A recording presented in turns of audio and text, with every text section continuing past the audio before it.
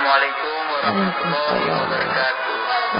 Sesungguhnya kejayaan, kesuksesan, kebahagiaan umat manusia yang Allah letakkan pada amal agama yang terjadi di perintah Allah dan sunnah baginda Rasulullah SAW. Wahai manusia, jangan kau tertipu daya oleh dunia yang fana. Bagai tempat ujian bagi kita, dunia sementara, akhirat selamanya. Orang kaya mati, rezeki mati, udah mati, rakyat mati, semua pergi menghadapi lagi dunia yang terjadi. Ada yang terjadi.